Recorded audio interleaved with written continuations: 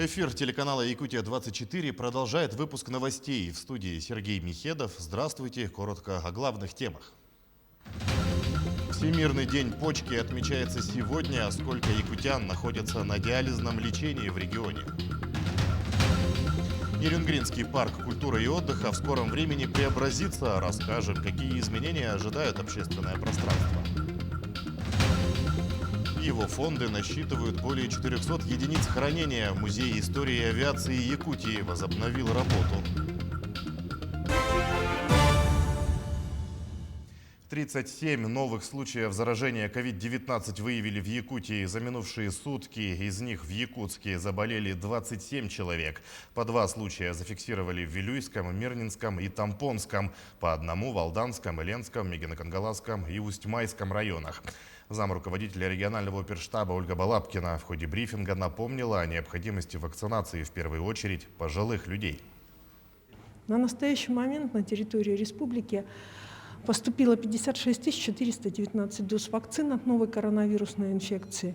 И первую дозу вакцины получили уже 54 140 человек. Использовано на настоящий момент 96,8% поступившей от республики вакцины.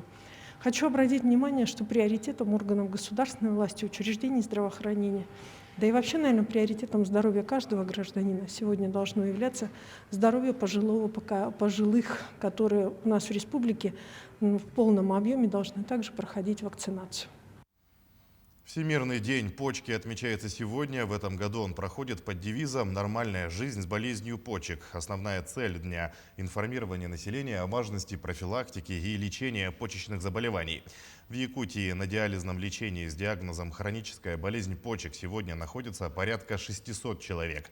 Особое внимание к ним приковано в период пандемии коронавируса. Получает лечение около 500 человек диализом. Значит, у нас в 3 городах имеется диализное отделение. Это Нерюнгри, Мирный и Якутск. Вошли вот тоже в ковид и оказываем всемирную помощь не только диализным пациентам с нашими диагнозами, но и тем пациентам, у которых острая почечная недостаточность на фоне ковид. Студентов профессиональных колледжей планируют обучать сразу нескольким смежным специальностям. Это позволит им быть более конкурентоспособными на рынке труда. Соответствующие поправки в закон об образовании в России, предлагающие разрабатывать стандарты не только по профессиям, но и по их укрупненным группам, Госдума планирует рассмотреть в марте. Так, например, расширяются профессиональные возможности токаря-универсала. Теперь профессия будет называться токарь с числовым программным управлением. Если раньше таким специалистам приходилось работать в основном руками, то сейчас процессы автоматизированы с помощью современных технологий. Сейчас очень много возможностей для современных наших сегодняшних школьников, для наших студентов, да и для всех категорий населения, потому что не секрет, что сегодня рынок очень быстро меняется, требования работодателей в связи с технологическими изменениями в производстве тоже усложняются, повышаются, и поэтому у каждого человека есть возможность в любое время переквалифицировать свои трудовые навыки, приобрести новые компетенции и быть востребованным на рынке труда. С 26 апреля по 30 мая пройдет голосование по отбору общественных территорий для благоустройства в следующем году. Рейтинговое голосование пройдет в 13 населенных пунктах. Городах Алдан, Ленск, Мирный, Нерюнгри, Нюрба, Алекминск, Покровск, Якутск. В поселке Айхал, а также в селах Майя, Намцы, Сунтар и Чурапча. Всего в рамках нацпроекта «Жилье и городская среда» в этом году в регионе планируют реализовать 40 проектов по благоустройству. Из них 7 общественных пространств и 33 дворовые территории в ряде районов. В настоящее время все муниципалитеты активно готовятся к голосованию. Сумма средств федеральной субсидии распределяется и на благоустройство дворов, и на благоустройство общественных территорий. Крупных 7 общественных территорий мы в этом году начали уже строительство. Все торги проведены в конце прошлого года, то есть мы в этом году уже на опережение идем. Это условия Минстроя, чтобы не затягивать, тем более строительный сезон в Якутии очень короткий. Все подрядчики уже определены, мы сейчас ведем активно работу с населенными пунктами, с администрациями, и уже идет закуп оборудования, материалов, графики производства работ уже везде приняты и готовы к утверждению. И уже только как только тепло наступит, подрядчики готовы выходить. В текущем году Нерюнгринский парк культуры и отдыха преобразится основательно. В рамках программы формирования современной городской среды будет благоустроена его восточная часть. Какие изменения ожидают нерюнгринцев, узнавала Екатерина Павлова.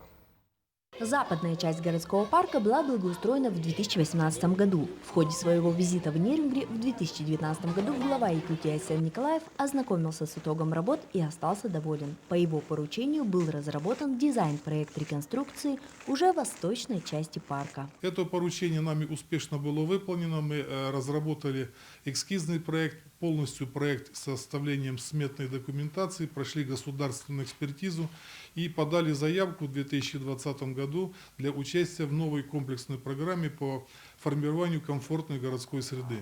Финансирование было выделено, уже прошли все аукционные мероприятия, торги и определился подрядчик по благоустройству восточной парки части. В настоящее время заключен муниципальный контракт с обществом с ограниченной ответственностью ТИИТ на общую сумму свыше 43 миллионов рублей, из которых 39,5 миллионов составляют средства федерального бюджета. Оставшаяся часть – софинансирование из городского бюджета. Строительная организация фактически уже сегодня представила график выполнения работ.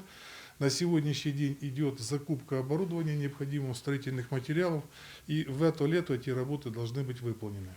Примечательно то, что в этом парке будет все-таки осуществлен тот проект, который ожидают жители уже давным-давно. Это будет фонтан, так называемый пешеходный фонтан, где люди могут проходить вокруг этого фонтана в пешем порядке и любоваться красотой нового обновленного парка. Проект предусматривает разделение восточной части парка на несколько зон. Зону аттракционов, аллею детства, зону воркаута с обустройством соответствующей площадки, зону тихого отдыха и другие. Для удобства посетителей парка установят туалет, который будет работать круглогодично. Вдоль аллей будет смонтировано новое освещение парка с видеонаблюдением. Екатерина Павлова, Сергей Козюра, Нерюнгри. Линчане боятся за жизнь своих домашних питомцев. В городе промышляют дог-хантеры. 2 десятка собак за последние недели февраля стали жертвой отравления. Метод противозаконный и прибавляет работы отловщикам. Олеся Васева разбиралась в ситуации. Игривые глаза, добрейший нрав. Миле 4 месяца. Хозяин Юрий Кузнецов взял ее на пункте передержки животных. Теперь она живет в будке, где когда-то жил сторожевой Чок. 4-годовалого пса недавно отравили. Он плохого в жизни никогда никого не сделал, никого не покусал. Он чисто выполнял свою работу, собачью работу. И значит, нашлись такие люди, которым он помешал. Я не знаю, что это за акция такая, для чего она вообще это делается. Такими методами, варварскими методами, нечеловеческими методами нельзя так поступать. Так нельзя делать. Ведь это же для нашей семьи это была трагедия, большая трагедия. Любимый пес от Юрия не отступал ни на шаг. Летом в деревне, на зиму переезжали в город. Отраву собаки закинули через забор, говорит хозяин. Чок умирал в муках несколько часов.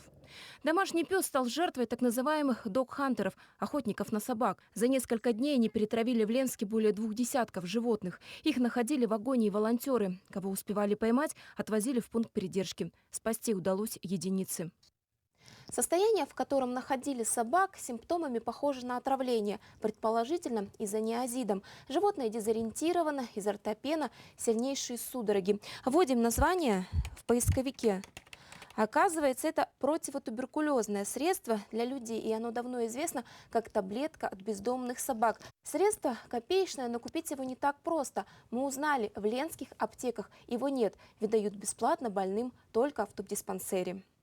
Так откуда и кто везет собачий яд в город? По опыту других регионов, весенние охоты на беспризорников с хвостами – дело привычное, похоже на спецзаказ. Волонтеры уверены, орудуют настоящие живодеры. Ведь яд съедают и собаки, которых выгуливают на поводках. Это, конечно, довольно страшное зрелище даже для нас. Хотя мы с этим сталкиваемся нередко в своей работе, случаи бывают очень разные. Но для людей, тем более для детей, это очень тяжело, это непонятно, это страшно, что происходит с животным в такой момент. Мы с этим сталкиваемся напрямую, так как принимаем заявки на отлов, и в том числе поступают заявки на отлов таких собак для оказания им помощи, для уборки трупов. Дарья Тихонина вспоминает, прошлой весной в Ленске уже орудовали догхантеры. Собак отстреливали и травили. Животных на улицах стало меньше, самовыгульных закрыли по домам. Прошел год, и на улицах опять стаи, половина с ошейниками. Так в собаках ли дело или в хозяевах, которые до сих пор не знают о стерилизации и ответственности за свое животное? Олеся Васева, Олег Соснин, телеканал «Алмазный край». Обновленная экспозиция Музея истории авиации Якутии открылась сегодня в столичном центре культуры и современного искусства имени Гагарина. Информационные стенды оцифрованы и оформлены с применением современных материалов.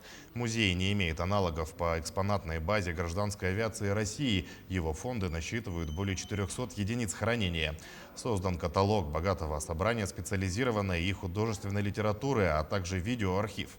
Отметим, раньше музей находился в здании аэропорта Якутск, и в год его посещали более 12 тысяч человек.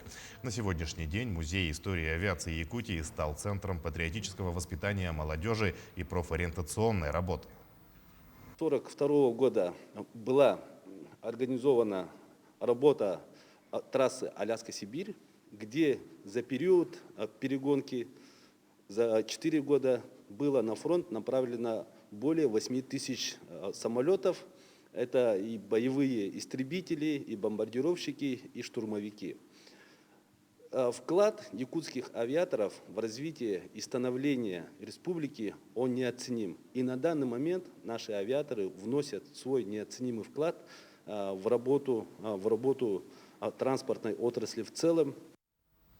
К этой минуте это все новости. Не забывайте носить маски, соблюдать безопасную дистанцию. Увидимся чуть позже.